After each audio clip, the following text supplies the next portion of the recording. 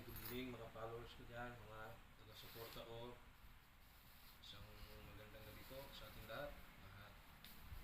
Maano pa para sa ating hapunan kasi itong sa gabing ito. Ito kuya ang binili lang sa tindahan. Gulay.